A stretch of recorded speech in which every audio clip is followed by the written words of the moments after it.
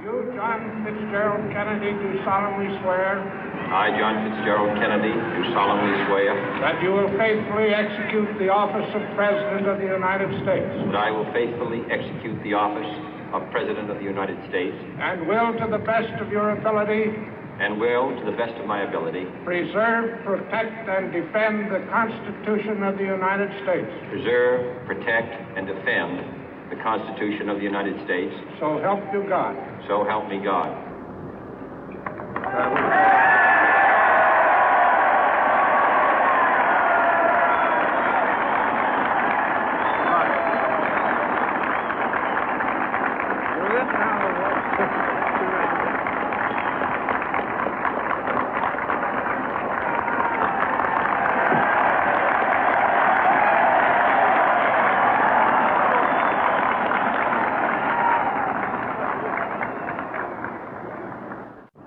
Vice President Johnson, Mr. Speaker, Mr. Chief Justice, President Eisenhower, Vice President Nixon, President Truman, Reverend clergy, fellow citizens.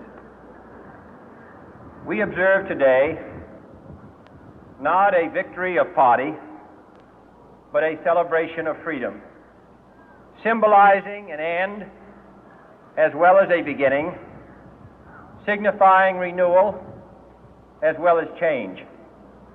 For I have sworn before you and Almighty God the same solemn oath our forebears prescribed nearly a century and 3/4 ago.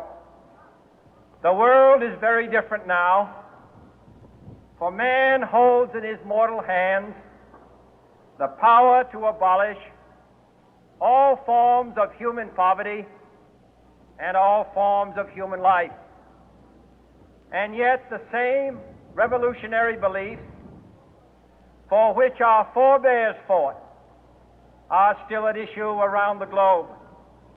The belief that the rights of man come not from the generosity of the state, but from the hand of God. We dare not forget today that we are the heirs of that first revolution.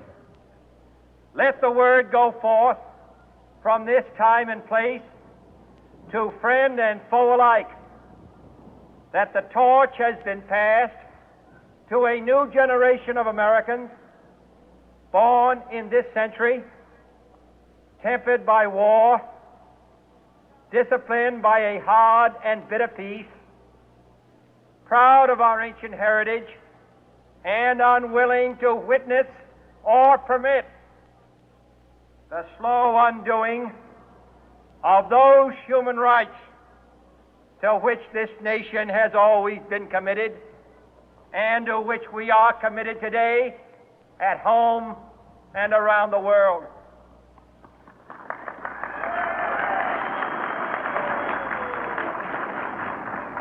Let every nation know, whether it wishes us well or ill, that we shall pay any price, bear any burden, meet any hardship, support any friend, oppose any foe to assure the survival and the success of liberty.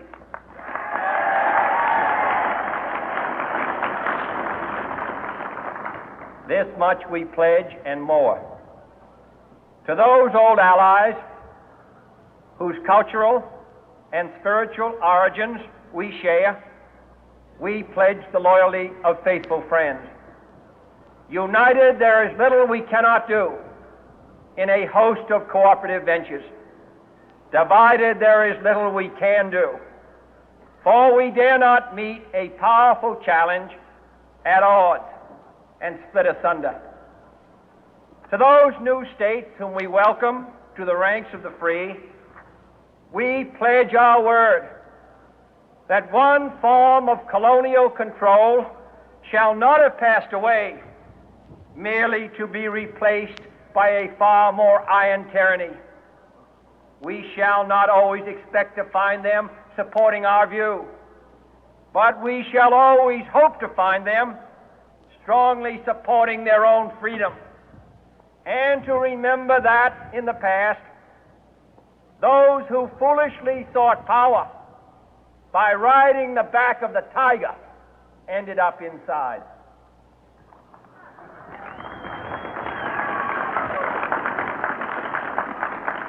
To those people in the huts and villages of half the globe struggling to break the bonds of mass misery, we pledge our best efforts to help them help themselves for whatever period is required, not because the communists may be doing it, not because we seek their votes, but because it is right.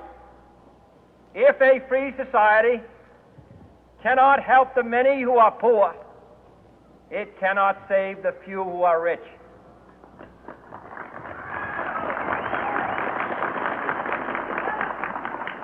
To our sister republics south of our border, we offer a special pledge to convert our good words into good deeds, in a new alliance for progress, to assist free men and free governments in casting off the chains of poverty.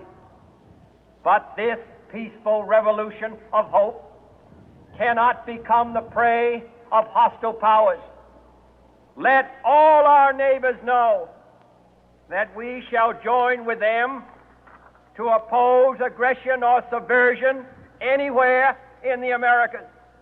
And let every other power know that this hemisphere intends to remain the master of its own house.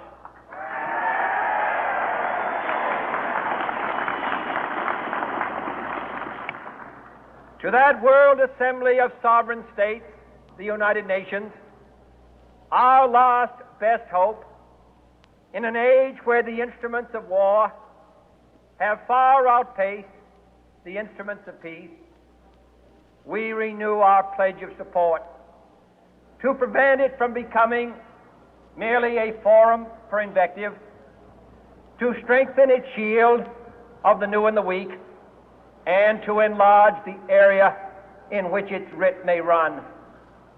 Finally, to those nations who would make themselves our adversary, we offer not a pledge, but a request that both sides begin anew the quest for peace. Before the dark powers of destruction, unleashed by science, engulf all humanity in planned or accidental self-destruction, we dare not tempt them with weakness, for only when our arms are sufficient beyond doubt can we be certain beyond doubt that they will never be employed. But neither can two great and powerful groups of nations take comfort from our present course, both sides overburdened by the cost of modern weapons, both rightly alarmed by the steady spread of the deadly atom, yet both racing to alter that uncertain balance of terror that